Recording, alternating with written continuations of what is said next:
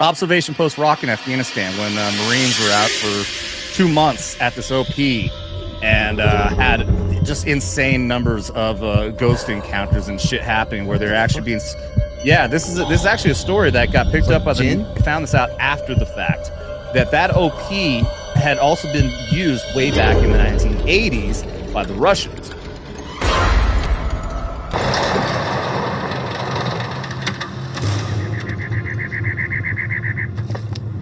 All right. One of the British soldiers came down to help his... Welcome to OP Rock. The British soldiers look pretty rough. They look a little razzled, a little bit fried. You can tell they've been there for a long time and they're just ready to go and go home.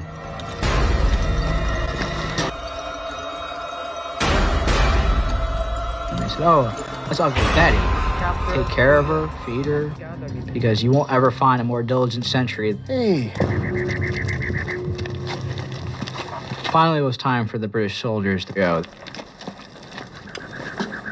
One more thing. The British soldiers told us something crazy. If you dig anything up, make sure you put it back where you found it, all right? So it's like, we don't know these guys. They're probably just like jerking our chain, you know what I mean? It made no sense to us at the time. Later that night, I was on the machine gun post. All of a sudden, I heard something over the radio.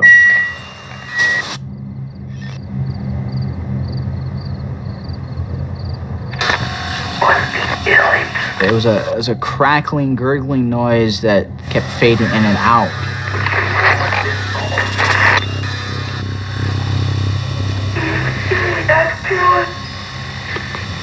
I immediately called the main base. Gulf, Maine, this is OP Rock. Did you send a transmission? Over. They called back. That's a negative, OP Rock. We have not sent or received any traffic at this time. Copy. It was just very unusual. There were trenches in place, but they weren't very deep. The British had been here for a while. We couldn't figure out why they had not dug in deeper. We immediately knew that we needed to dig deeper and wider trenches.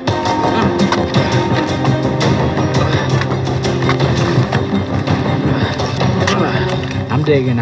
All of a sudden, I hit metal. I brush it off. And I see there's Russian lettering. It was very distinctive. It made sense. The Russians had been down here back in the 80s. Wouldn't be surprising to even find leftover gear from their time here. Make a wish. From the shape of it, it's a femur bone. It was definitely human. Sure? Positive. Like, this is kind of creepy.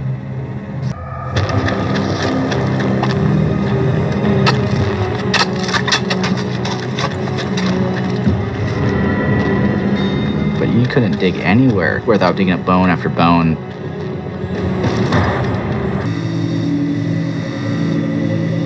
And I'm sitting there, and all of a sudden I just get this unnerving feeling that I'm being watched.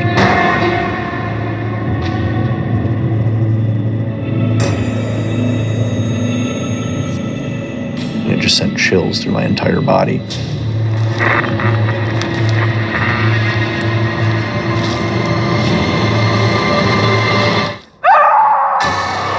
And I hear this blood-curdling scream.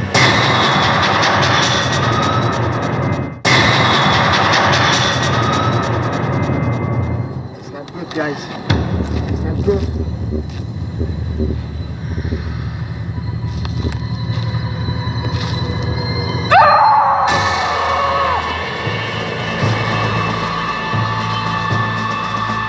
I thought someone got grabbed. And this is our biggest fear. Someone sneaking into camp, grabbing us at night and carrying them off.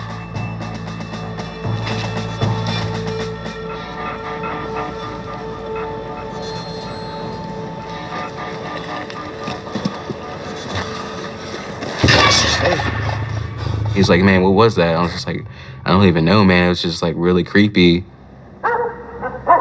Move!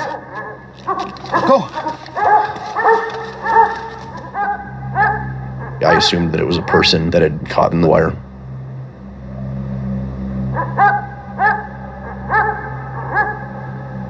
But I look around and there's nothing to be seen.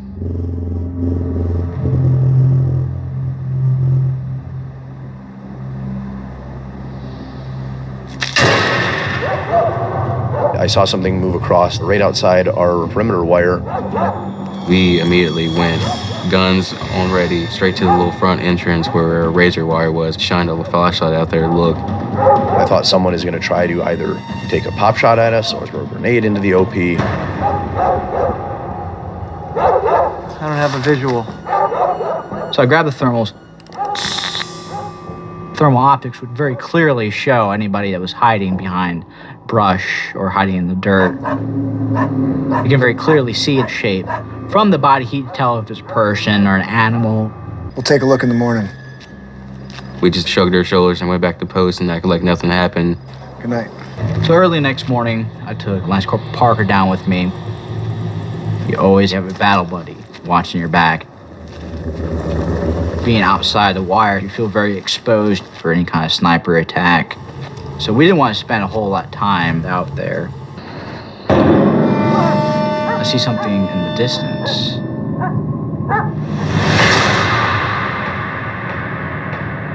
First thing that goes through my mind is a scout for the Taliban. It was unnerving. I felt like this figure was staring right at me and knew I was staring right back at it. At that distance, your eyes can kind of play tricks on you. I switch over to my thermal optics.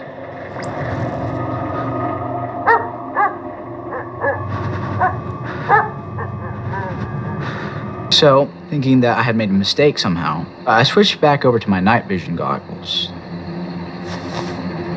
The figure had moved 100 meters closer in just a few seconds. It is teleporting to me. I thought I must have gone crazy.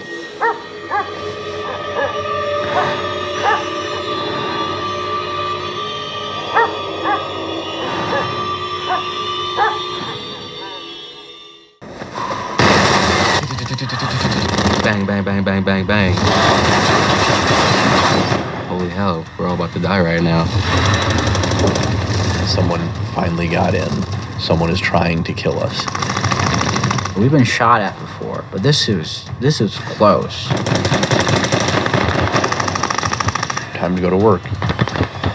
It's gonna be them or me. And it's sure as hell not gonna be me. At that point, we realized there's no one there. We felt helpless. It's too much for your mind to process. What's happening? Everyone started to try to figure out where we were taking fire from. Check the trenches. Roger. Let's go.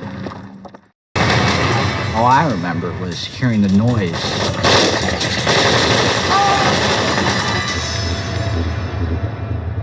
All of a sudden, it was completely silent, like there's nothing even there. And I couldn't even explain what was going on. We were packed up and ready to go within 5 minutes of getting the order. The moment we actually did step foot off the rock, it was the greatest feeling of all time. Like I felt really happy, like it was like my birthday. It was Christmas to us. We're finally on our way out the door here. Someone else's problem now.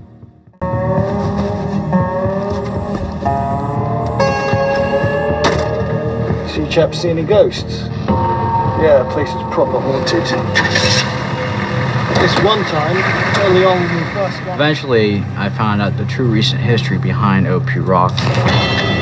Back when the Russians first invaded, the Russians killed all the Mujahideen up there, took it over from themselves. Later, the Taliban rolled in force. In the middle of the night, they snuck up to the top of OP Rock and ritualistically beheaded all the Russian soldiers up there. Finally, when the Marines rolled through the area, they buried a number of Taliban underground. It all started to make sense. The Russian stake, all the broken and shattered bones, the voices we heard, the images. the screams. This little piece of rock was one giant tomb.